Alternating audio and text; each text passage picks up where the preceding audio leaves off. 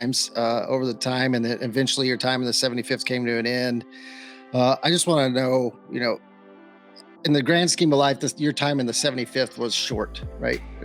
Um, but I know for me, it has a huge impact. For you, it has a huge impact.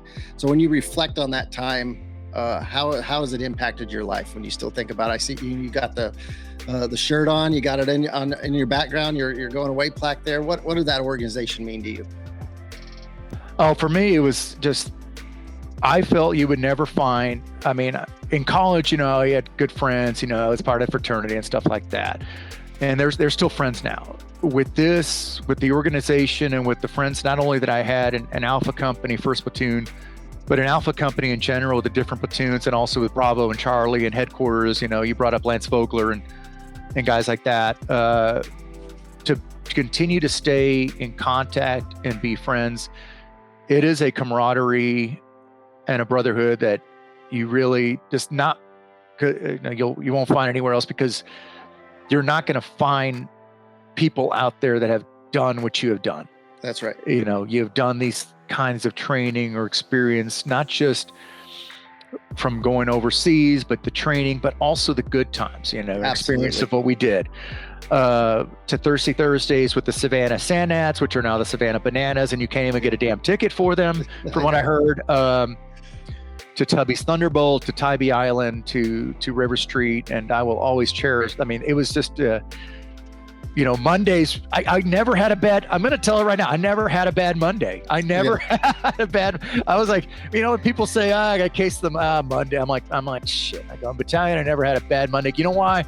Because there was something that happened that weekend that we were just going to laugh about on formation or go running. And then just for 2 days, you're going to give that guy, shit. And I'll bring up like one guy, and he probably won't ever hear it, but Paul Herter, God bless. Son of a bitch. I took him for the team last night, Sergeant. I'm like, you really didn't have to do that. Nothing was going to happen. It was just. Welcome to the Leading with Vulnerability podcast. I'm your host, Yuma Barnett. It's great to see everybody back on here again. Thanks for all the listeners and people who are watching. Today, I have a guest that we go way back. And it's kind of, in my mind, it's not way back, but when you start doing the math, it's like over 20 years now.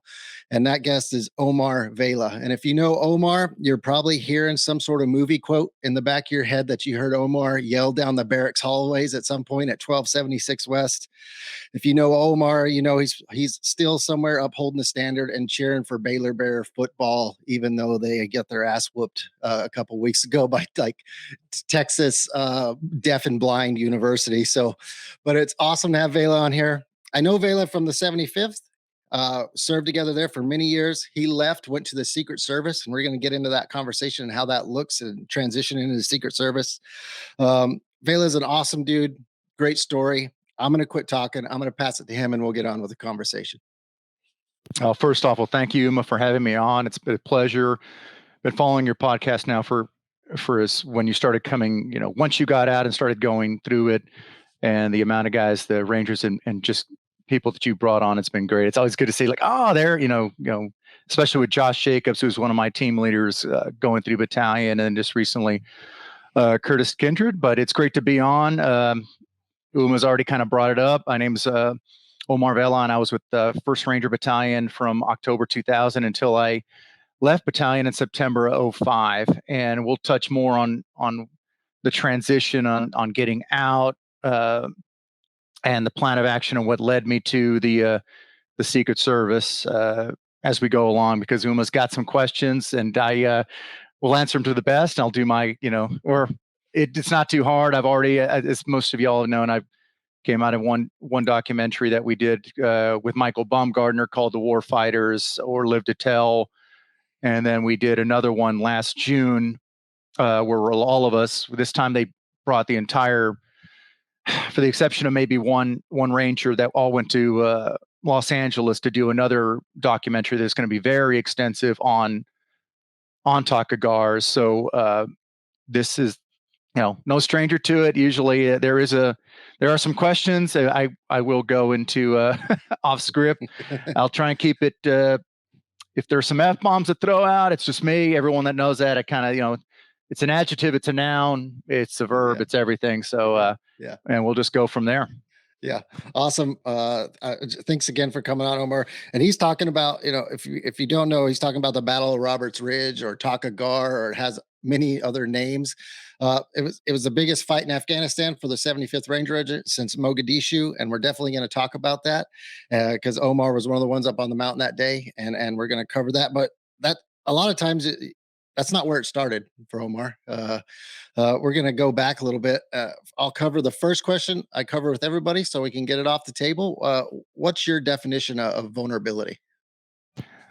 So when I saw the question here, I was like, "Ooh, that's because when you're first thought about vulnerability, a lot of people think it's physically. I'm physically vulnerable to something hurting me, but it's not just physical. It could also be an emotional as well. So vulnerability for me is anything that could the act or intent of me harming you physically or emotionally, because it could come into that realm. As a big tough ranger, and initially everything is you're younger. Everything when you think of vulnerable, I'm vulnerable to the cold, or I'm vulnerable to my blind side, or I'm vulnerable to getting attacked at this point.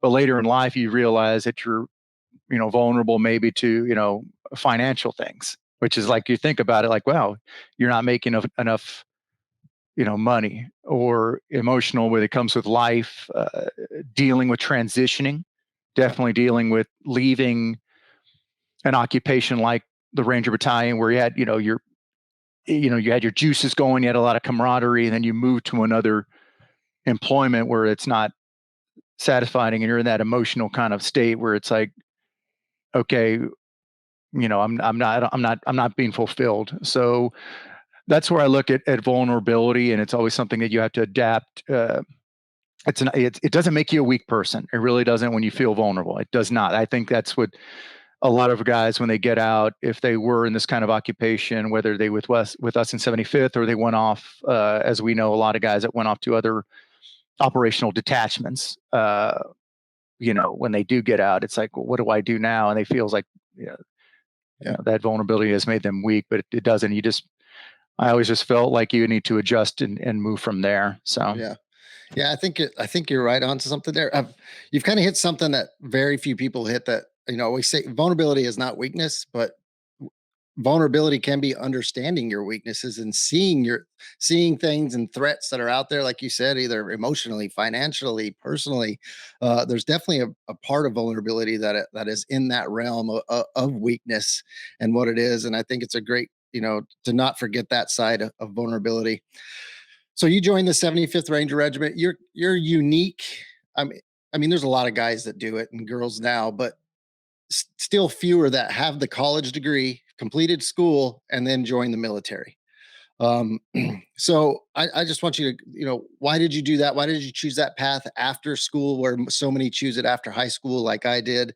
Why the Army? Why the 75th? And for some context, this is all pre 9/11 when Omar came in. So it's a different Army, a different mindset, a different reason for a lot of people for joining. So a lot there, but if you could just kind of cover all that, Omar. Yeah, it pretty much started. When I went to Baylor, I was a biology pre-med student and had this kind of fixation on going into, obviously being a doctor. And that's what's kind of expected of you, especially when you go to school like that. When I went to a pre-med or one of these med school kind of conferences or recruiting thing at Baylor, I remember afterwards I had lunch and I actually met with there was a couple of recruiters there from the Army, and you were kind of asking a few questions on, the branches, or just the general, what is your idea, the difference between Ranger Battalion and Special Forces? And I remember that recruiter really threw it to me like right off the bat, saying like, I'll tell you the difference. A good difference is like, let's say there's a knock on the door, you get up off your couch and you go and answer the door and nobody's there. Next thing you know, you go back inside your house and it blows up. He says, that's a little secret. That's special force is a little bit more sneaky. Now, let's say there's a knock on the door. You get up, you go answer the door, and before you open that door, it explodes right in front of your face. That's kind of the Ranger Battalion. They're a direct combat action mission. And from there, I was very intrigued into it. And then for about a year before I graduated, man, I was crushing workouts, I was doing 2-a-days and kind of this low carb crap that I guess paleo stuff that people were back then too. And I did look into the Army because I wanted to not just serve, but I wanted a challenge. I wanted something. There was a time where I was like, man, I'm not going to be I kind of told myself, like, I gotta be a doctor. I would probably just tell you, like, suck it up, go squat, go push your truck down on this, you just need to lift or you need to move. And I looked at Navy, Marines, Navy kind of just, they said with the buds thing, you may be in a submarine or a aircraft carrier for about a year until you go to buds. Air Force, it didn't really get and thrill me as much. Marines was basically back then, it was just rah. Yeah. With the Army, they, I took I basically made him a commitment like right before I graduated that I was going to join. And I, Ranger Battalion gave me the best shot to get right into going really hard and challenging myself and meeting more people probably like myself that had this kind of A personality that wanted to, kind of that kick ass and take names kind of thing. So, but they didn't bullshit me. They kind of told me like, look, you scored, you took your GT score, all that stuff, I just taken the MCAT. So it was like, they're like, look, you can do anything you want in the Army. Are you sure you really want this? And they're like, oh yeah, absolutely. Well, all right, hotshot, we're going to do this. We're going to give you your OSIT. You're going to give your one station unit training down there, Benning, Sand Hill, Airborne School. We got you a RIP contract. You're going to RIP. Now, if you fail, if you get hurt, or if they do what they do, which is they're going to play you never know what's going to happen.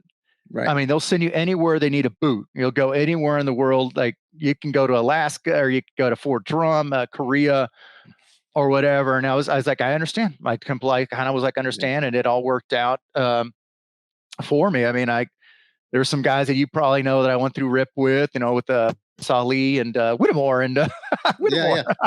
Yeah. And like 80 some of us started and it was like 20 some of us finished. And it was like, hey, you guys are going to Savannah to first bat. And then one guy went to second and then one guy stayed at third. And it was just, and went right from there. But yeah, that's kind of the background of how it kind of meeting a couple of recruiters and wanted to challenge myself. And the Ranger Battalion gave me the best chance to do that. Yeah.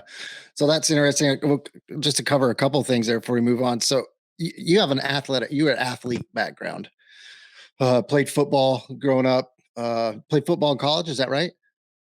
That was too small to get on there. There was a big crew there. So I decided to do rugby instead for about a couple of years. I think it was maybe just one, because I think with rugby came a bunch of drinking and partying, and I really had to hunker down. I was at the tail end where, like, especially with those biology classes later on, you're taking molecular genetics, cellular physiology, and I was like, dude, I can't do this. And it was really funny back in college with like some of my friends that we all stay close now, are like, Wednesday night was this, you go to Buzzard Billy's, Thursday night was George's Bar, Friday. I'm like, or they'd be like, well, why can't you come out and, study in the morning? I'm like, I can't study for organic chemistry quiz or like, I can't do that, man. You can't, that's not how it works. And they're like, now, so there was sometimes some hindsight 2020 on, I'm like, shit, I should have chose an easier major like business or some other crap. But then, no, I mean, I'd actually, we'll talk about it a little bit more on how it has paid dividends. The biology degree and the sports exercise physiology, human physiology, on how it's played out and as far as hobbies now for me. Yeah. So when you came into the Ranger Regiment, did you kind of find that, going through the selection process and going to 1st Battalion kind of replace some of that you felt on the football teams and things like that? And that work that you put in as an athlete helped you get through selection and through those first, years in the 75th? Oh, it definitely did. But there was the 75th and then first bat when I came in, my first squad leader, as we all know, Brad Snyder, was just, man, he was that dude had been a diver in college. Yep. And the dude he was good at exploiting weakness. One, I was a hell of I was strong. I could move. Running wise, I was really fast, but he found like, oh, a little weak on the swimming. Oh, a little weak on the O courses. So that was an adaptation later on where you like started to say, okay, I need to be more complete. As it did help, but it was like, okay, well, I'm going to have to do something different here. I'm going to need to change to a more of a combat focused type of training. Strength is good, but at the same point, we need to get better at moving and in mobility and things like that, which has continued to adapt. And as we all know, with the current Ranger Battalion now, when we look at their strength and conditioning facility and the strength coaches they brought in now, I mean, you talked to Mitchell Kaufman, correct? Yeah. The other day, man. I mean, one of those guys that has helped out and it's an evolution. Has become great because when you first got there, I could even tell you what our workout plan was. I mean, it was Monday was long, slow distance run. Yeah. Tuesday we'd go to the pool. Wednesday we'd do intervals. Thursday was ruck time or O course or combatives, and Friday was kind of anything kind of goes. I could still name it to you. And then there was other platoons or companies like I remember Bico, where guys like I heard like guys would just run perimeter road like 5 times a week, and I'm like, oh shit, I'm glad I'm not with them, So yeah, I think you're right. So I think there's a lot of us that came to Ranger Regiment that had athletic backgrounds, right? I grew up, I played basketball. I was always, the best or one of the best. It kind of came natural. It wasn't until I got to the Ranger Regiment and 1st Battalion that I realized I wasn't as good as I thought I was at a lot of athletic things. And, that I had to really become more well-rounded as an athlete. And I didn't associate athlete and Army really until later in the 75th, where I was like, these are very similar, like high level athletes and high level soft. They're athletes, both of those are athletic people. And you're kind of one of the squad leaders that help drive that with your athletic background, your biology background, and just your attitude in there. And we could talk about that shit forever as well. But another key, huge event in both of our careers is 9/11. We were both there, 1276 West, getting ready to head out to the range, and the planes impacted the World Trade Centers. I've told the story from my perspective as a just a young Ranger private. I'd like to hear yours. What was your thoughts and your own personal thoughts, and then organizationally, like what were your thoughts? Like, here we go, it's on. What's going on? What was your 9/11 like that you recall? So I was actually in Ranger School when 9/11 happened. Oh, that's right. So it was me, Jonas Polson, Argumento, Totten Lancaster, and we were about to ruck into, I believe it's Camp Darby. We were about to start our bedding phase of Ranger School, and they told us what had happened. And so it kind of was like a stop on Ranger School, and we kind of really didn't it was one of those things where like, wow, they honestly postponed the march into it was Camp Darby, right? Yeah, Darby. It's because you're at Roger, you're there, then you walk to, and I was allowed to call back. We were all allowed to call back to our units, and I talked to my squad leader who had already been moved to weapon squad, so it was Aaron Cannon, and Aaron was really just blunt and direct, saying, "Don't try and drop out of Ranger School without getting your tab. If you come back here, I'll basically, what to you." He says he kind of left it as like, don't worry, just go straight through. I mean, but kind of like, it was kind of like, don't worry, we'll be here. So sure enough, we marched into Darby, and guys that were with the 3rd Battalion or attachments to the 75th, maybe intel, they were removed. Yeah. They left, and we were able to go back on. You knew it was on, so the best thing is like, okay, we wanted to get back, and as soon as we could, we want to go straight through Ranger School. We didn't want to recycle anything like that. And sure enough, I was able to. All of us were able to go straight through. I graduated class 1101, and you immediately it was hilarious. I wasn't hilarious, but you get back to the barracks. You go to Kim's to get your tabs and stuff sewn up. Walking right in there Monday morning, I'm still weighing maybe about 200 pounds. I mean, because I had come out of the swamps at 179, and I was naturally about probably a 210-pound guy. And Cannon was like, Vela, you got your shit sewn on, everything like that. I'm like, Roger, good to go, Sergeant. All right, go to the arms room, draw out the 240 spare barrels, barrel bag, everything like that. We're doing a force march into to the Hunter pistol range, and we're doing, I believe we were doing trauma lanes. So we're force march over there, and you're just like, motherfucker, I can't even bench press probably like 200 pounds. I mean, but that was what's expected of you. That I try no recovery after Ranger school. There was no, there is no, go see the PP, get, none of that. It was straight back to work. I really try and stress that to people when they're like, I was a Ranger. I'm like, now the first question I was asked, well, what battalion were you in? Yeah. They're like, well, I'm like, you probably had a month off to recover and get all the swelling down, water retention in your feet, or your edema that you had out. Us, it was like you're expected to go get your shit, come back, and right into it. So I honestly, to tell you the truth, and we'll touch into that, never saw much footage.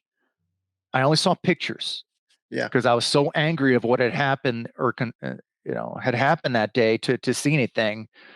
And it wasn't until later on, I believe maybe 2017 was the first time I actually saw real footage, because that's when and we'll talk to it later, but I was in Secret Service and I was able to go inside the 9/11 museum and see everything for the first time. So, but but going back to it, it was pretty much on. And then we left, I believe we left for Masir Island, Oman in December 27th. I believe it was December 27th, because I know we were there New Year's Eve, where we arrived in Bagram on New Year's Eve. There were some delays. We were supposed to leave a little quicker, but there were some issues with the flight out. And then we went from there.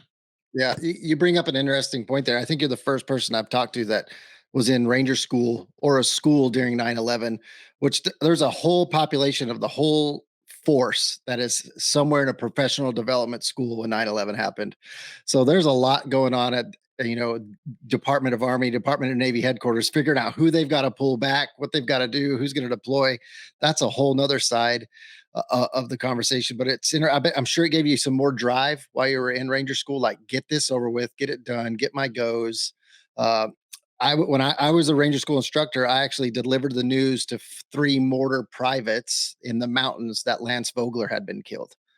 And all they wanted to do was get back to the battalion. And I said, the best thing you can do now is focus on school, get your tab, and then get back, right? Because that's the best way you can help the battalion is by getting your tab. So that's a tough spot to be in. It's kind of a helpless spot to be in, I'm sure. And especially when it's just fresh, like you don't know what's going on, right? It's absolutely. That's very interesting. And you still have those two more, you still have mountains in Florida to go.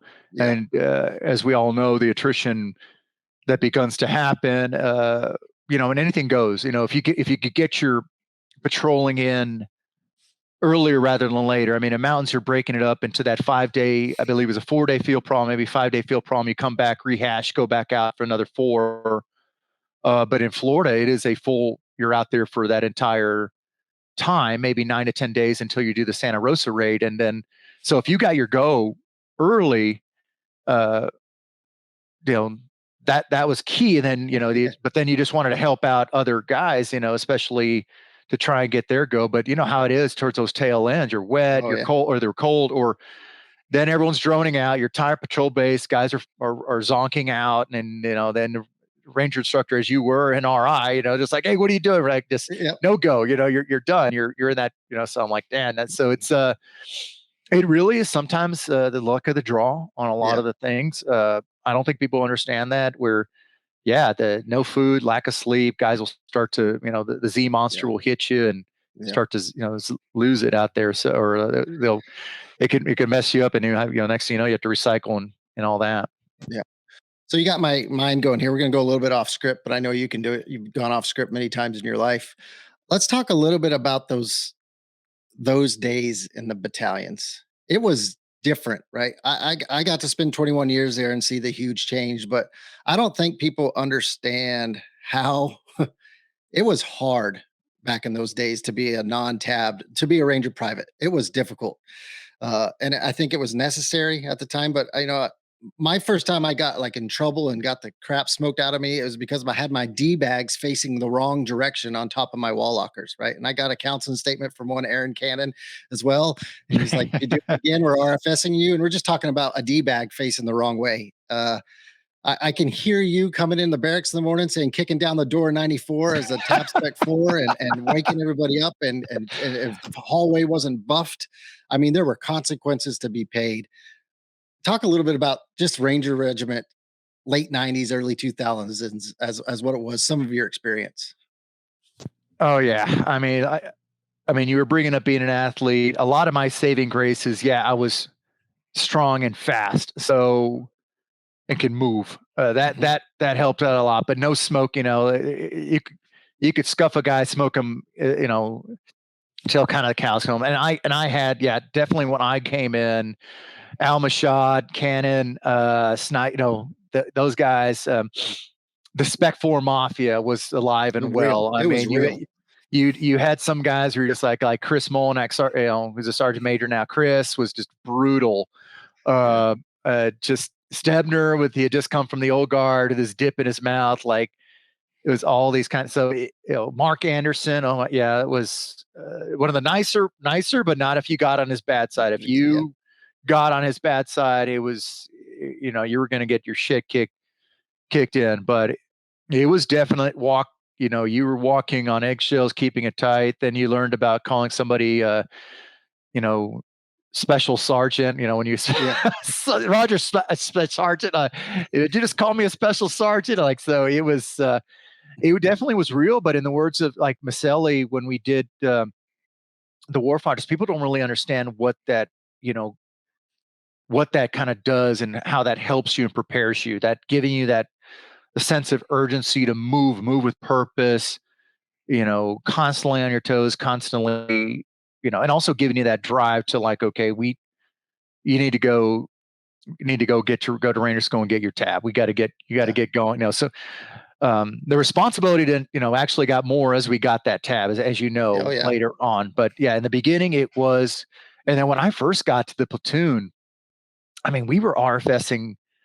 There were guys getting RFS like it was they were handing out candy. I'm like, Yeah. geez, all these guys are getting kicked out, and then there was a good amount of privates ahead of me, so I didn't know when I would actually go to school. But it was basically became an attrition where, Yeah. I mean, these guys were just getting like, I could get them name names, but I'm not I mean, I won't go into it. I'm just like, Jesus Christ, like these guys are all just getting Yeah. yanked out of here. I mean, so I'm like, well, I better.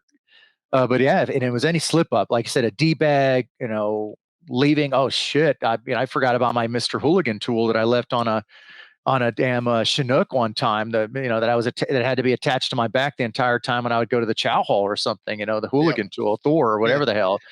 I mean, Yeah. that's just, you look back like, why the hell did I do that? Like, what a Yeah. stupid mistake. But it was really good when they, I think it was, it, there was some, like, especially after that first deployment, when we got back, oh my gosh, we were even, I mean, I had already like kind of moved out of the barracks. I was living with, with Jamie and the ex-wife at the time, just, and he would come into the barracks, and Maselli and Polson were just and Rough times, man. Greg Walker too. That Greg guy, I was Walker. like, Oh my gosh, rough they were like, times. "Hey, you want to get in on this?" I'm like, "No, I'm just came to get my ruck and go to the Ranger gym. I'm not, I'm going to Doc Donovan's gym. I'm not like, Yeah. no, all right, where are you going to be at tonight?" I'm like, "Well, we'll do this later. I'll Yeah. just hit me up. I'll hit they're just running down because Maselli had a bullhorn, and Yeah. then Oh yeah. I had this Rambo mask.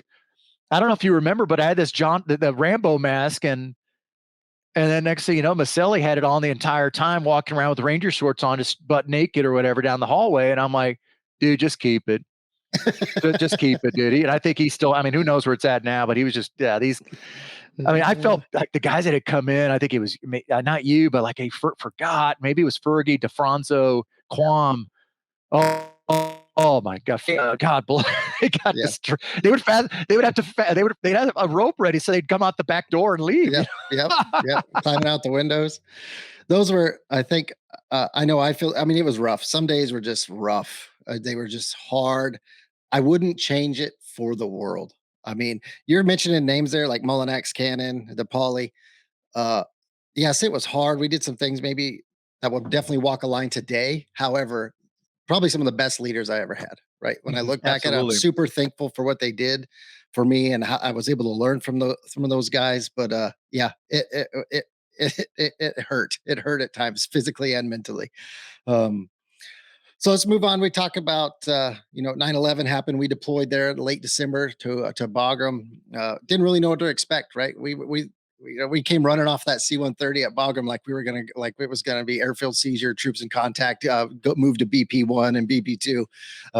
And to be honest, our first rotation was kind of slow, right? The regiment was trying to figure out how to use us. The task force trigger figured out how to use us. Afghanistan was, I mean, there wasn't all the cops and the fobs and everything out there like there were in the past. We were really just trying to figure out our footing. It burned a lot of shit, right? Did a lot of training, a lot of road marches down Disney right there, a lot of guard duty. But then Takagar happens, that fateful night, that really kind of kicked everything off for the 75th. And you were part of that. So when I say Takagar, Roberts Ridge, what does that mean to you? What memories does that bring back to you? If you just share a little bit of that story. I mean, it's just one of those days that it has continued. Like, I'll bring up, like, when we went out to Los Angeles to go interview Ford, and I remember me and Maselli were at the end of it. We're kind of hanging out, and he will always ask, like, I don't know what makes this battle, like, so talked about, such a case study, and just it's one of those things that will continue to go on and go on. I mean, he's like, with Maselli, he's been doing things, as after the fact with different agencies and stuff like that, and then we stayed in. We stayed in longer. I mean, I stayed entirely with ACO first, and then we did more deployments of that. We saw more things after that as well. But I explained this to Maselli. I go, it was the totality of the day, of the circumstances, is the fact that we had not been in that kind of a situation or conflict since Mogadishu, and it was still in the infancy of the war. It was the first thing, and we were like you just mentioned it. We were still trying to figure it out. Figure out what our role was and go from there. And you look back, and the more you learn about it, the more you how people have taken it. It's a case study. It is taught at West Point. It's taught at captain's career courses and things like that now. And a lot of people always kind of want to know what the years have gone by, and it's still one of the best things of I look at as us collectively caring, for each other, and just the camaraderie that we had. We spent so much time together. People don't really understand how close that our platoon was. Yeah.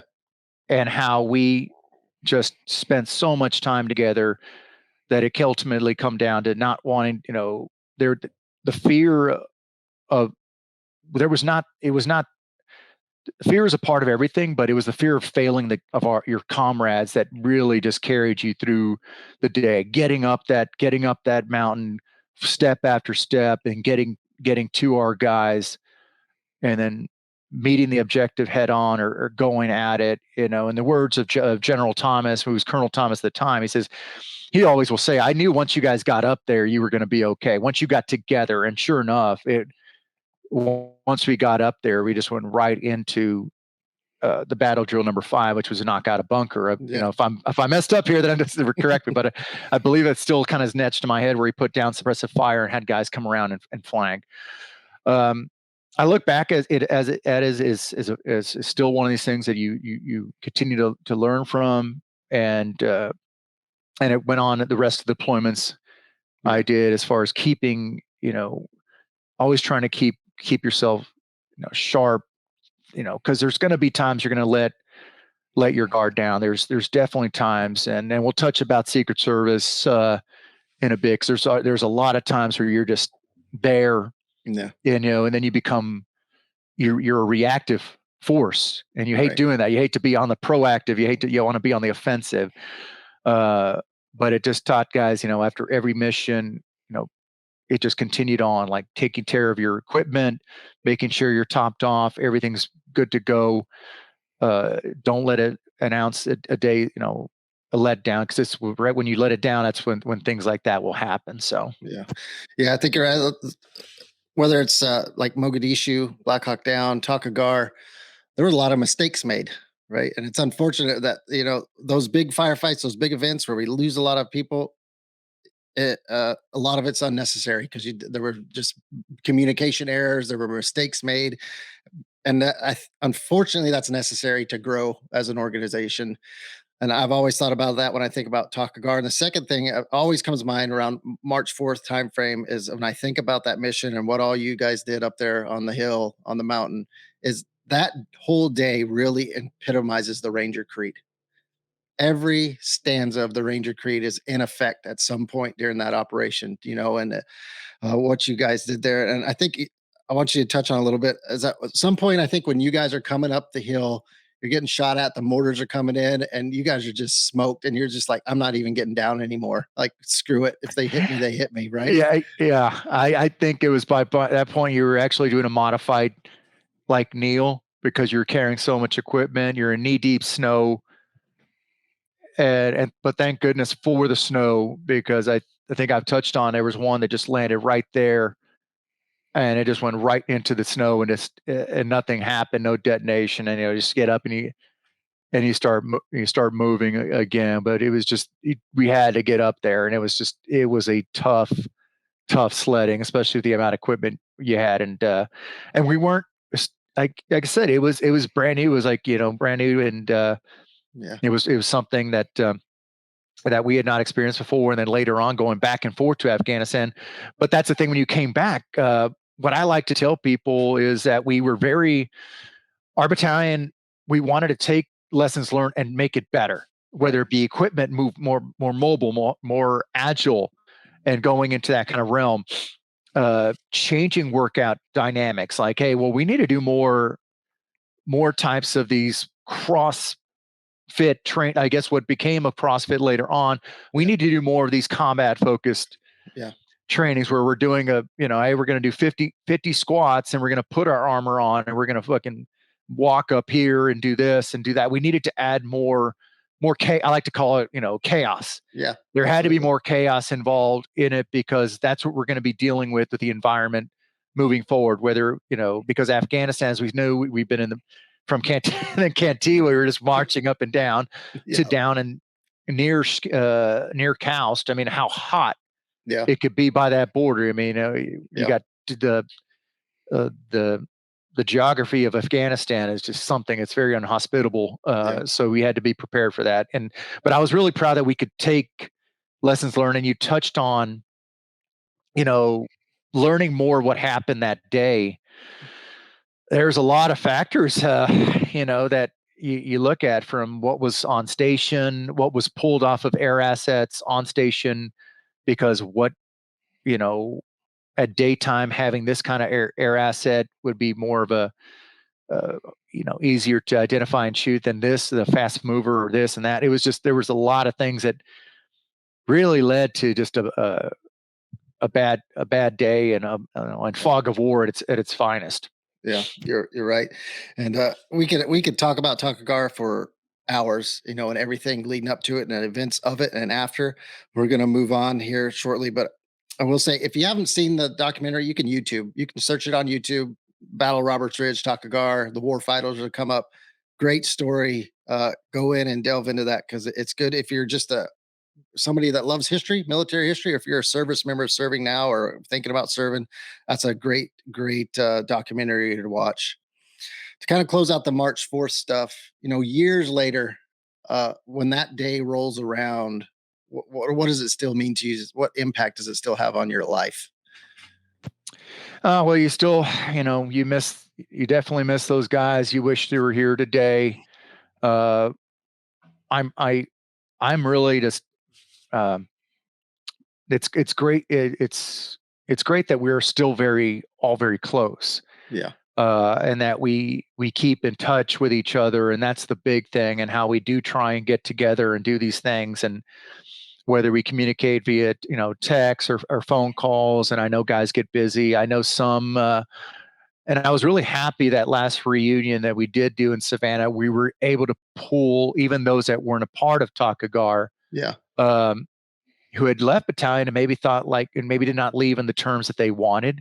Yeah.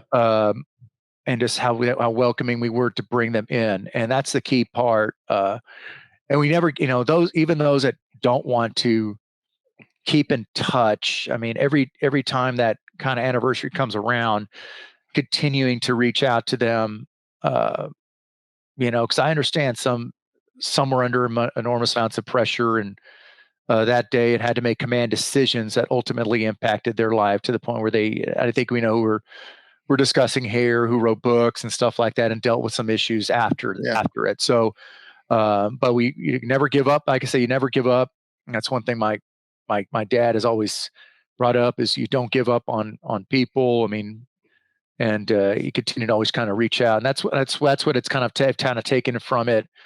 And to in each day is also to hey, there are going to be days you feel not good when you get up in the morning, or whether with life. I mean, not just physical, but like I said, we're talking about vulnerability, your personal life, your emotions. But you gotta kick down the door 94 and throw on some first thing in the morning. You toss up, you put on something, some music, you get it going, you get the juices going, and you go, you got to get out there and you got to move, man, move or die, and keep going from there. So there are going to be those days where you're like, man, but you got to get going, you got to move, or else you come into the mundane routine. And of course, we'll talk a little bit more that on my being a federal agent, on how it's even means more later on, because of the responsibility that comes with, being a gun, everyday gun carrier, and being involved in protection and stuff. Yeah, that's awesome. And we think about Vela, we think about First Platoon, we obviously think about Takagar, but you stayed in and deployed many other times over the time, and then eventually your time in the 75th came to an end. I just want to know, in the grand scheme of life, your time in the 75th was short, right? But I know for me, it has a huge impact. For you, it has a huge impact. So when you reflect on that time, how has it impacted your life? When you still think about it, I see you got the shirt on, you got it in your background, your going away plaque there. What did that organization mean to you? Oh, for me, it was just, I felt you would never find. I mean, in college, you had good friends, as part of fraternity and stuff like that. And they're still friends now. With the organization, and with the friends, not only that I had in an Alpha Company, First Platoon, but an Alpha Company in general, with the different platoons, and also with Bravo and Charlie and headquarters. You brought up Lance Vogler and guys like that. To continue to stay in contact and be friends, it is a camaraderie and a brotherhood that you really just not, you won't find anywhere else, because you're not going to find people out there that have done what you have done. That's right. You've done these kinds of training or experience, not just from going overseas, but the training, but also the good times, experience of what we did. To Thirsty Thursdays with the Savannah Sandats, which are now the Savannah Bananas, and you can't even get a damn ticket for them, from what I heard. To Tubby's Thunderbolt, to Tybee Island, to River Street, and I will always cherish. I mean, it was just, Mondays. I never had a bad. I'm going to tell it right now. I never had a bad Monday. I never had a bad. I was like, when people say, I got case them Monday, I'm like, shit. I go in battalion. I never had a bad Monday. You know why?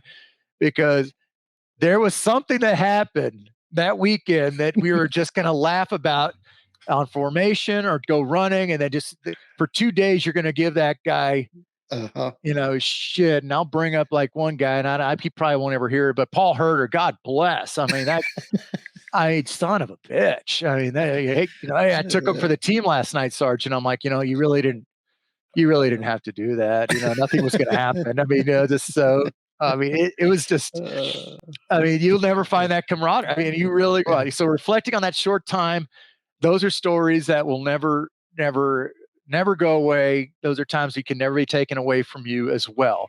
So that's what I like to throw out there is like, and it's crazy. You'll still think about them to this day, just because those were there. It was simple. Even if you were at war, those were simple. It was simpler times. Yeah. It was simpler times. It's like, it was work. It was work hard, play hard. It was definite, in the words of somebody, why can't you all why do you all have to close it down? Why do you all have to shut it down? Why do you have to be seeing the sun come up over the Savannah River when, football, so yeah, man, that's what I look back at the camaraderie behind it. So yeah, you're absolutely right. I say the same thing. I love the organization, but it's the people, right? It was always the people. It still is the people.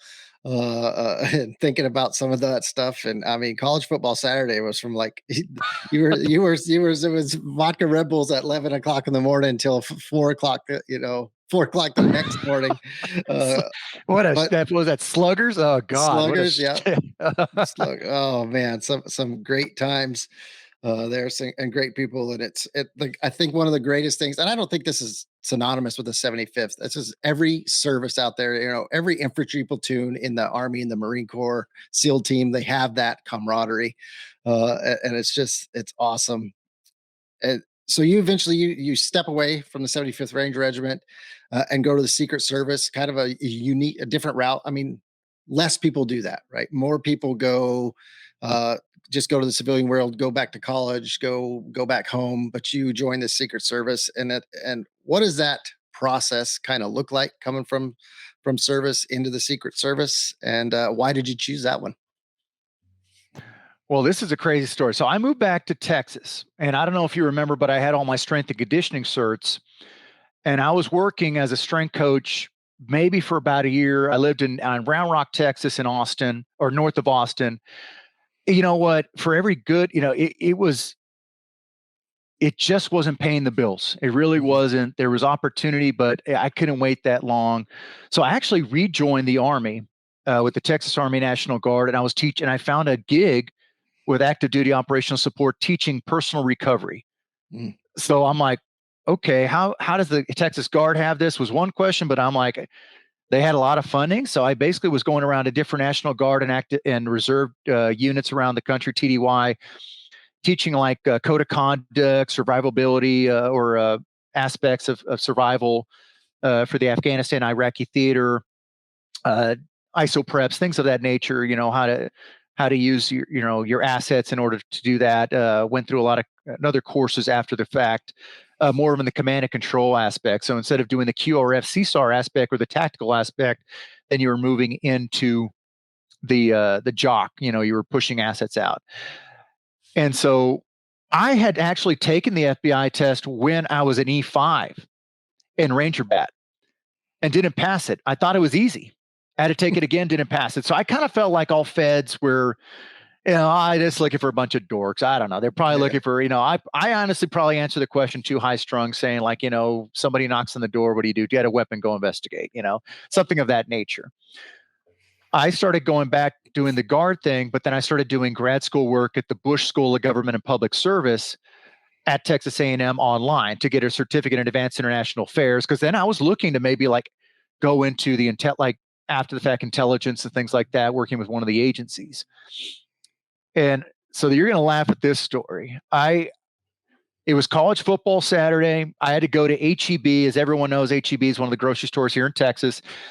And I see this one guy wearing a Miami Hurricanes t-shirt, African-American guy in pretty good shape. And you don't see that too often there in Austin, Texas. You're just like, hey man, did you go to the U or what? And he's like, yeah, I went to the U. I'm like, well, that's when the U was really shit. I'm like, well, they fucking suck now, man. They could use your help. And he kind of just did this look, and I'm just, me, I don't give I don't know this guy. Me, I don't give a shit. And he comes around, I'm shopping. He's like, hey man, what, are you military and stuff like that? And like, I go, yeah, I work on there at Camp Maybury and stuff like that. And he's like, well, you ever thought of like, joining the, federal service or anything like that, being an aide, like, kind of, he just broke the ice into that. And I told him, like, I thought they were a bunch of dorks because of the FBI thing. I was still a little bitter about that, I guess. Well, he pulled out his credentials. Lo and behold, he's a Secret Service agent assigned to the Austin office here. And he's like, oh, dude, you really should think about applying for us. Give it a shot. Like, I'm down here, just print out do the application, come on down or whatever. So sure enough, I print out the application, get in a suit, take it down there. Someone checks it. They interview with, I guess, who was the resident agent in charge, who was acting at the time because they were going through a transition. And I go through that kind of process. It was in a very extensive process, I'll tell, to say the least. The Treasury Enforcement exam, you had to take that first, and I think I had to take that twice. It was not a fun exam, and the polygraph was not fun. But it is a long process. And between that too, I was also looking at DEA, but their process was a lot longer. And so I decided to, Secret Service gave me the quickest. Came back and they offered me a job. But it is just to for anyone asking about the process, I know it is streamlined more now because of USA Jobs. But back then, all you did, you printed out this big packet, like a big, it's your entire life on there, and they reviewed it, and then you could come in, talk with the supervisor.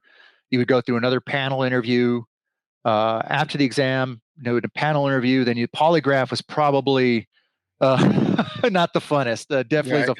It is a full scope, and as obviously being a Ranger, you're not you're not a holier than thou guy who went to, I'm going to say it right now. I mean, I'm going to throw it out there. You could come at me later on, but these guys that went to BYU or Utah or Mormons, man, their polygraph would last 2 hours. I was there for like 8 hours, man, and that thing, because these guys haven't done anything wrong but soaking. I mean, I swear to God, I was like, what the hell? I'm like, have you ever stolen anything? This and that. So it was but after getting through that, you do your physicals. They go through your background check, which is pretty extensive, and then I was offered the job. And that's we could touch more on on how that went from there. So how long was that process from meeting the guy at the U to getting an offer letter from the Secret Service, sir? From the time it started, it did take about probably close to a couple of years. It did. It took about a couple of years back then to get the offer, and I was offered 3 offices to start at. So when you start off as a new agent, you start off. You could either start in New York, Los Angeles, Newark. I mean, any office they need you at. And I was offered Albuquerque, LA, and New York, and I was like, Albuquerque, huh? I haven't been there since I was a kid. I didn't want to do New York, especially coming on as a GS7. I was actually going to be taking a pay cut because I was a staff sergeant still in the Army, and I didn't want to do LA. Wasn't a West Coast guy, so I said, I guess I'll try this, Albuquerque. And so when you're first hired on, you'll have to go through the Federal Law Enforcement Training Center down there in Glencoe, which is close to Savannah, just down the road in Brunswick. Right, yeah. For your 12-week program, and that's your criminal investigator training program. They basically a lot of officer response tactics, getting, cuffing, scenarios like that, shooting. But the Secret Service has an add-on after the fact. So the Secret Service has 16 weeks of training out in our training center in Beltsville, Maryland, which is close to Laurel. And that's 16 weeks. And we broke it down into 4 phases. It was 3 phases where you learn the investigative side, the protective intelligence side, or when you had to go and speak to those that make threats against the president, vice president, or any other dignitary, former president that has Secret Service protection.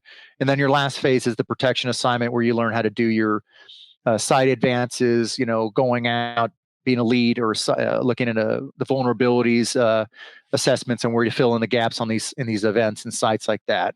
Then you go back to your office. So when you first start at your office, you're basically doing, it is it's Monday through Friday, but then it's not because you can be doing investigative cases, and in Albuquerque you became a jack of all trades because you were able to do everything there.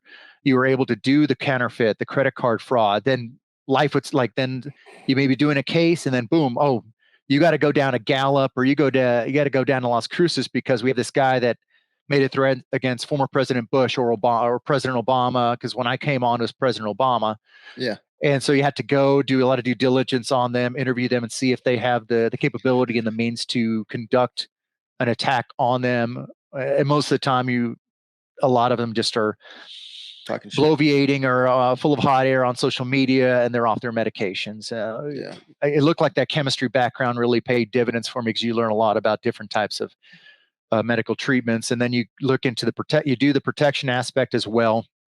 Whoever comes into your district, and you could work as a counterpart for those in presidential or vice presidential division as well. Yeah. So I think there's like a misconception. Some people think it probably because they see it on TV. Secret Service is all guys with the earpieces, in suits walking by cars and stuff. But there's a whole, like you alluded to, you're in Albuquerque, New Mexico. You're far away from Washington, D.C. and all the people that are under Secret Service protection. And there's a whole DOD protection side too that people don't know about. But there's more to the Secret Service than what people think, right? A lot of paperwork, Absolutely. A lot of investigating, a lot of stuff like that, right? Did that surprise you when you got in there? It didn't surprise me. You knew that being a shift agent. So I was there in Albuquerque 6 years, 4 months, and I got the call to go to, or the transfer number to go to DC. And on July 2017, I started with the Secretary of Homeland Security. So I was part of what was called the Dignitary Protection Division. And so I was looking after General Kelly, who was the Secretary of Homeland Security at the time. And that was only for a quick hot second because then he became the chief of staff of the, he had to become chief of staff. And then he went in another protection with Secret Service. So I was only there for 4 months until I got moved to Presidential Protection Division, or PPD, and then I was with Trump. So a lot of people don't realize a lot of the paperwork that does go with it. So when you're doing shift work or in the bubble, walking around with your earpiece and stuff like that, you still got to know the ins and outs of what's going on because you have been briefed on what has happened, where we're going into, and things like that. And so, but yeah, there was a lot of, even when you're doing your protection assignment, when you have to go out ahead of time before the principal arrives, whether it be a Trump or one of the family members, because then I moved over to Ivanka Trump and her family, and then Melania Trump. Then ultimately, when Trump lost the election and President Biden took over, it was then Dr. Jill Biden, and then I went back to Biden. So, yeah, they don't see the long hours, late nights on the laptop, putting out the logistics, advanced documents, things that change because you have to work in conjunction with the staff. Yeah. And that could, be challenging. You do notice that. So we're talking about vulnerability and things like that and adjusting. One thing I used to tell guys is like, I'm not telling you to forget who you are as a Ranger. I'm never was trying to tell guys if they were looking for occupations and things like that after they got out. But it is you got to adapt. I don't know if I ever have. I still would yell at those people, and but I started using a technique when I'd be yelling at a staffer on the phone. If they're like, Omar, I feel like you're yelling at me. I'm like, no. I just have you on speakerphone and trying to type something out real quick. That's the only reason I'm not yelling at you, because they get kind of said some people are not very used to the treatment. They are not used to that treatment. Yeah. That's pretty wild. So, if you could kind of go brief into it, what's the day-to-day like as an agent, like when you're on a protection? What does that look like? So you have your schedules that come out, and either you are working a morning, afternoon, or a midnight shift. So usually we'd go in cycles where you would do it for a certain amount of weeks, and then you had another cycle where you were on the advance assignment. So that meant that you would have to go out ahead of time to do certain advances. Let's say if the president was going to Phoenix, or the president was going here, was going there, was going to an overseas assignment. So they would mix that in. So it was kind of a nonstop thing, even when you were in the training, because there was a cycle for training. That was also when we were picked up to do. Remember, we had to facilitate for the family as well. Yeah. And with Trump, he had grandkids, but with President Biden also, he had even more grandkids. So you had even more. So if you were on a cycle for training, you would have to facilitate and go help out, maybe in New York with one of the grandkids, or Philadelphia, or go out west because Hunter Biden was out there to go assist there. But so it was a nonstop kind of time frame. You had to plan out your leave. Had to really get on the leave calendar if you wanted to get that in. But the structure is, you got to be flexible. Workout wise, I don't think it really affected me as much as maybe other people, because I always was very disciplined, and I packed my nutrition where I went. But the day to day was always, it was kind of a nonstop kind of stop and go. Now, when you're in the field, like in Albuquerque, there was more stability, but then there was still a lot of travel. I mean, you would maybe be pulled to do something for 2 weeks, and then when the campaign came around, especially when in 2000. I did 2012, 2016. I was on 2016. I felt like I was everywhere because I was doing advanced assignments for Trump, Pence, Hillary Clinton, Field of Burn, Bernie Sanders. I mean, I believe, who was the doctor, Carson, for a bit before he pulled out, Ted Cruz. Yeah, it was just a nonstop kind of deal. For that agency. So when people ask, like, what if they ask about trying to join, if they want excitement, or if they want like the travel, if they want to go see different places, I tell you, I mean, I was able to go to so many places, from London to Rome to Bahrain to the Red Sea out there and some guy's yacht. I mean, just there's a lot to see, but at a certain aspect too, for families, for parents, or spouses, it really is not the most conducive, I don't believe, for them, and if I had a comparison, other agency, maybe State Department, but they have to live overseas. But that's kind of the day to day. It was a mix and match, morning shift, PM shift. Some days you'd be at the White House, some days you'd have to go over here. Maybe you're on the move, and you went from there. Yeah. So, I mean, you talked about it was about a 2-year process for you. So, when if there's like a staff sergeant out there that's like, hey, I'm 6 months out, I'm going to apply to the Secret Service, you're late, right? You've missed the train a little bit, or you better have a plan when you get out to work and do something until that application goes through. But what would you tell somebody right now that's maybe thinking about joining the Secret Service? What advice would you give them, like a service member that wants to follow? I probably FBI, any federal career path is going to kind of have the same hiring process. What would you tell them?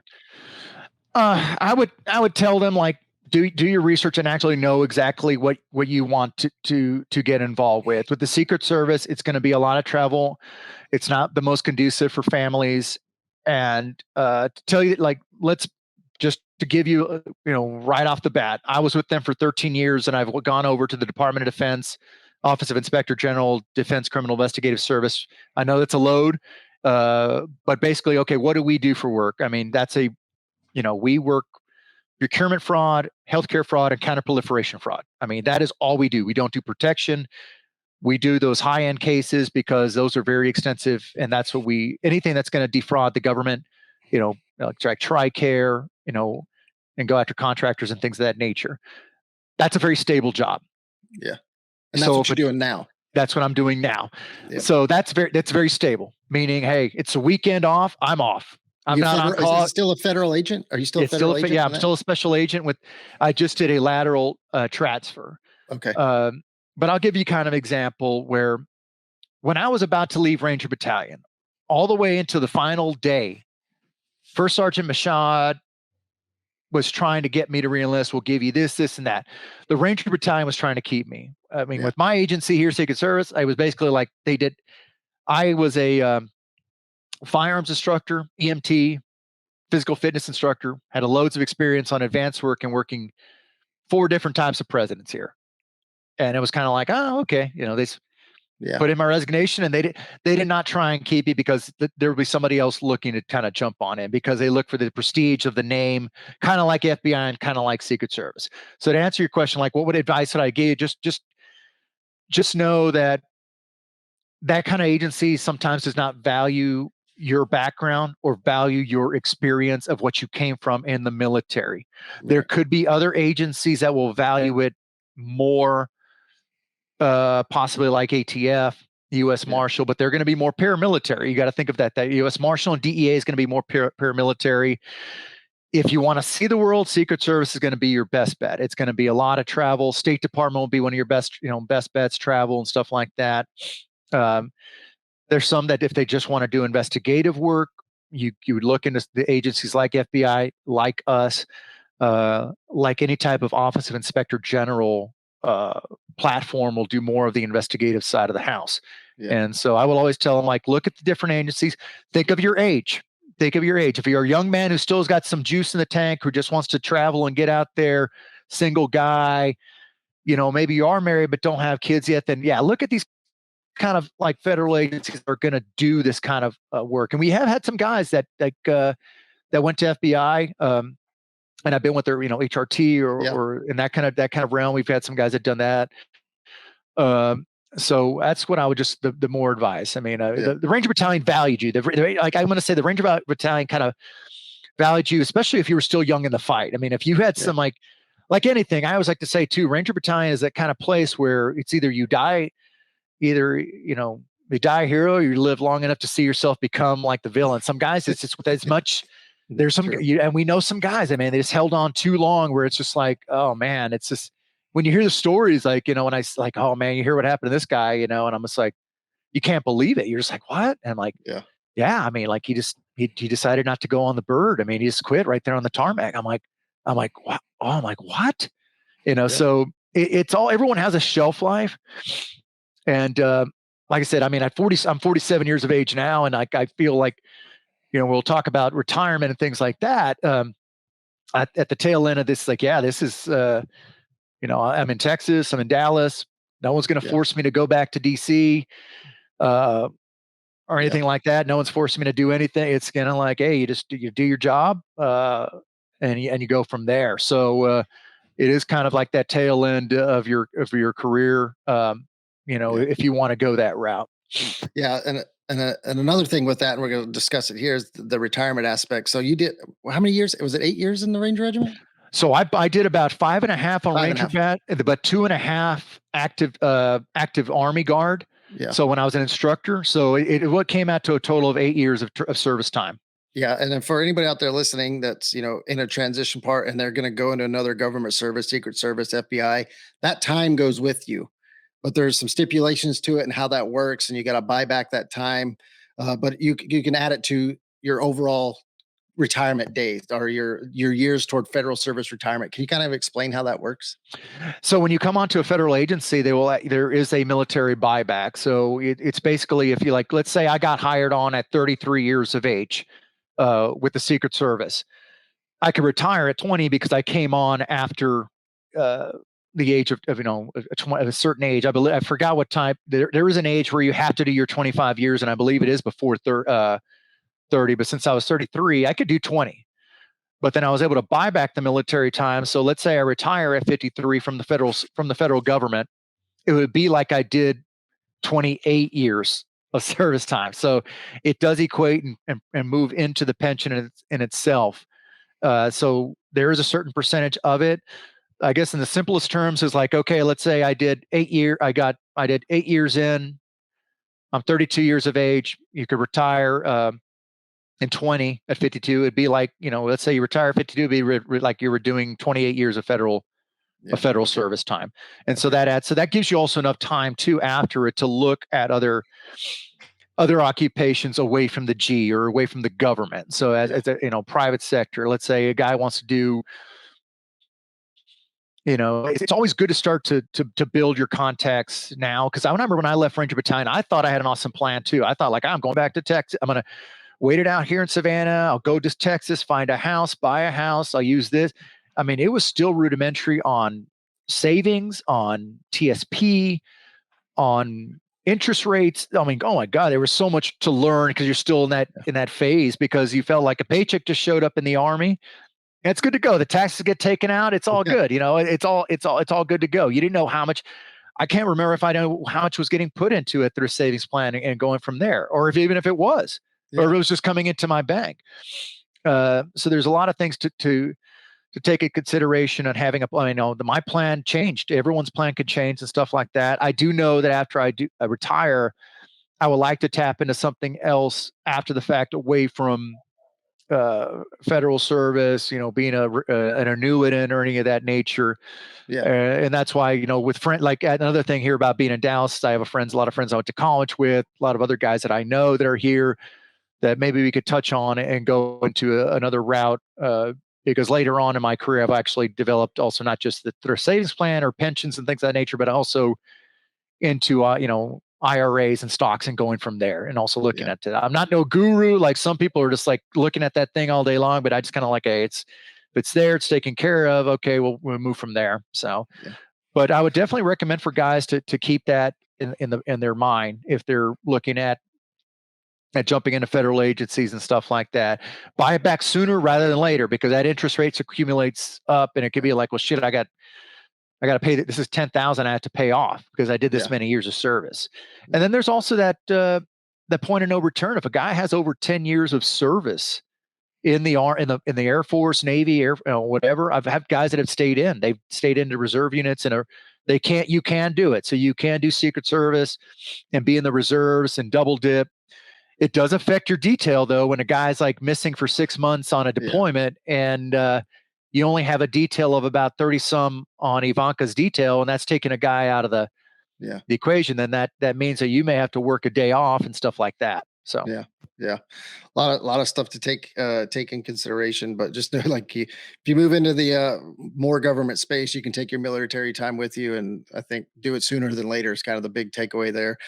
And so, as we come in, we're starting to land the plane here. A couple more questions about mental mental health and how that ties into the physical health. Knowing you as long as I've known you, you're kind of been like the animal, right? You're gonna find a time and space to work out. Omar's gonna find it, and I think that probably ties in. That's something that you need to do for your own mental health. And I've seen it. You've probably seen it when guys get out of government service, whether it's the Army, the Secret Service. Sometimes they go into that sedentary lifestyle. They quit moving, and I think it's just so important to do. I mean, still at 47, you could probably do the Ranger standards. If I was a bet man, I'd put my money on Omar. Why is that so important? Well, first off, it's because of your mental health. It's one of the biggest things. Is I started doing Brazilian jiu-jitsu in its purest sense in 2015, and I haven't stopped ever since. I remember with Troy, it was a Troy Thomas, who's a black belt now. He has a school up there in Colorado. I wish I would have got more involved with Brazilian Jiu-Jitsu. I think Cooper actually did some MMA. Man, that guy's a beast. But a lot of us do it now. But it ties into your physical health, your mental well-being, what you put in, and go out, because you're seeing it too much with guys coming in, getting in an older, in a sedentary lifestyle, when it's either you move or die, and that's kind of thing. Is also what happens is they become too much into their thoughts, so they think too much instead of move too little. And so for me, it's been an instrumental in my day-to-day process.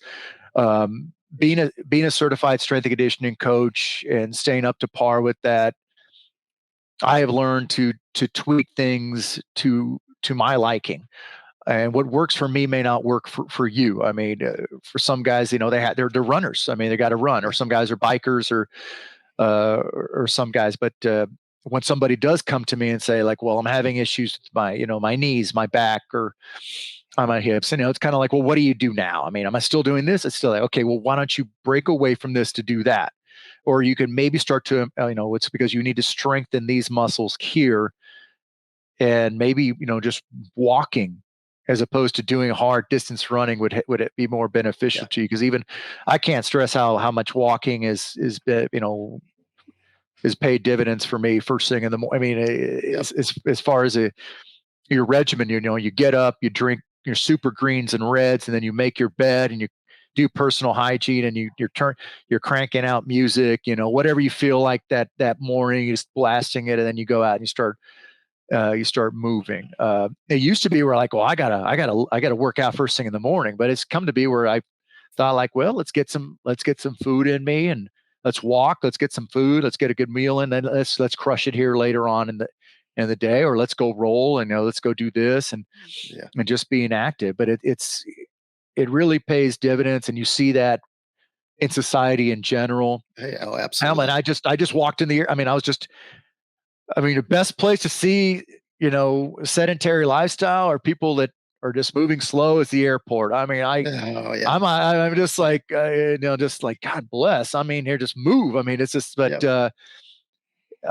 the older I've gotten, I think the biggest thing I've taken, is, your strength is also staying strong, pulling what or pushing what you can do when you're at that, when I was at the same age. It's been really beneficial. And there's a lot of guys I look up to that still to this day from the battalion. Baumgartner's still in pretty good. Some guys that we had there, you were always, you got the whole family crushing it in the morning. So that's like, I love that. That's, you got the family that crushes it together, all stays together. So, but it's really helped me, go through that. Obviously being in the profession that I have, I will say it. There were some people that went in Secret Service that I was just like, and I respected them, and maybe they were a friend. I wouldn't say anything, to them in regards to their body composition or things like that. But you have it was kind of like, dude, you have a standard to uphold. Somebody's protecting you with your life, and you can't move from point A to point B and not be combat effect. How the hell are you going to do anything? How are you going to carry, Trump down this if you can't even, pick up yourself? That's the whole thing. And it becomes with the, carrying a firearm on a daily basis and staying alert, staying mentally ready for that. I'm not per se the biggest, like, I have what I have. I know everyone's getting all tricky on some of their handguns now where they're putting the red dots on and things like that. I hit up a friend of mine the other day. I'm like, hey, one of your pistol courses here, is it, are you also coming out with iron sights, or what do you, red dot, get with it, Omar. I'm like, oh man, come on, dude. Just what about the old, I got that on my rifles, but come on, dude. You know how it is. It's always the newest thing. And, but, it's, when you have, like, I think I told this to the old Fletcher one time, AG Fletcher, old bull rider. I'm like, hey, when you carry a firearm on a daily basis, you have a responsibility to the public, to stay mentally, and physically ready at all times. It's a responsibility, and it's one that I continue to, whenever I'm out, whether it be the grocery store and, or here and stuff. And there was a person that told me, I lost your audio. oh, got it. There you go. Okay. Do you ever turn it off? I'm like, well, what do you mean? Like, you're looking at exits, you're looking around, you're looking at who, like, you're always just your eyes are moving, you're seeing things that are going on. I'm like, yeah. I go, yeah. It's kind of like take it or leave it. That's it. It's me. I go, just always mind your surroundings, just kind of going from there. And, because it's also like, because I've been trained, and I have the capability to do something if it comes to that. Yeah, absolutely. Super important. Physical, mental health are hand in hand. I always tell people, focus on what you can do, not on what you can't do. Cause a lot of times, oh, my shoulder hurts, but then because of that, I'll use that as an excuse not to go for a walk or do something else that helps me move. And it's important for everybody. I think it's super important for veterans and, people who've had the careers that we had and carried the literal and, mental loads that we carried over our life. So, last question I ask everybody is, if you could go back and talk to Specialist Vela, what advice would you give him? I would say, I would tell him, don't change anything. Life happens for a reason. Things happen for a reason in life. Just don't change anything. Just continue to let it unfold from there, because life is all about lefts and rights or wrongs, and decisions. And one thing I have learned as you go along too is don't worry about somebody else, forgiving you maybe for past mistakes or things like that. You got to forgive yourself first. Forgive yourself, push through, and know that and also just know that you're human. We are human. We are all humans in this life, and we all make mistakes. And I think people get too wrapped around the axle about what's going on in the world today, whether Travis Kelce is dating Taylor Swift or not, or if some state representative was giving some guy a hand job in a theater in Denver. I mean, everyone just starts to go to town. And I'm here just thinking like, well, did you hear that asteroid that the size of the Empire State Building, that we didn't even know it was passing by us, or it was terribly close until like it was right passing by us. I mean, imagine if that would have hit. I mean, so just like, dude, like people just, I think that's, if I had to tell myself something, it's like, just don't change anything, or just let the game unfold. Let the game come to you. Like I used to tell a lot of Ranger privates if they were trying to, go downtown and pick up girls or whatever. I'm like, I think I was telling them like, oh man, you're just taking that ball and running right behind your offensive guard there, dude. You're just you gotta just try and get some positive yardage like Marcus Allen and just, wait for the next play, man. Remember, it's all about vision. You got to wait for that hole to open up. It's not opening up tonight, man. You got to cut your losses, So it was always football analogies. It was always I go, dude, what are you doing, man? You're trying to hit the hitch and the go and the slant. Like that's not open. You got to go to your fourth outlet there. Just throw dump it off here, dude. Just like, what are you doing? So, I mean, that's what I would do. And just telling guys like, hey, that they're only human. And I've told guys, you can always reach out to me, if they got my number, if they need any help, if they need any advice on, at this point in life, I've been around the sun about 47 years, and I've seen a lot with not just the military, but, life in general, and the, federal agencies, and just been around the world and seen a lot. Yeah. And if I haven't seen it, then I know somebody that has, or somebody I've talked to somebody that's experienced something, whether it be jobs and stuff like that, somebody that could help them with resumes, someone that could help them, like, because in the beginning, it was a lot of guys always mad about their resumes that no one understood what the hell they were talking about. I'm like, well, you need to adjust, or I know somebody that could help you with that, and go from there. So, but I'd be interested to see what a lot of other people said. Like, I think it would tell their younger self, but that's me. I was just like, hey, don't change anything. Let the game, let the game unfold right in front of you, and you got to make adjustments as you go. That's the bottom line, is make adjustments, because if you keep on banging your head into the wall instead of maybe moving around it, and just I like to take a jiu-jitsu analogy too of it. I mean, why are you continuing trying to pass that way if he's not allowing you to pass, but he's letting you to take the back? And that's what's also helped me a lot, is use moves like, being strong is good, but also allows you to use a lot of your mind. Use your mind and go from there. Yeah. Omar, I appreciate you coming on here. You're a great friend, great Ranger. It's always fun to talk to you and have you on there. I wish I could go back for just a day to 1276 West and on a Friday and go to the range with you, and then wrap up and go to O'Connell's afterward one more time.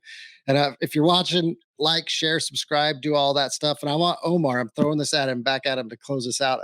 Give me the best movie quote you've got, your go-to movie quote. What is it? He's busted up pretty bad, Major. I can make it. Billy, let's go. Probably something for Predator. You always knew it was like, that's right, Dylan. Dylan, or it's using the threes. Awesome. I don't know how many times I quoted it's like Billy, let's go, or it's using the threes. Awesome, Omar. Thanks for coming on. We'll catch everybody else on the next episode. Thanks for having me, Yuma. I mean, it's great to see you, great friend, and hope to see you again soon, buddy. I really appreciate it.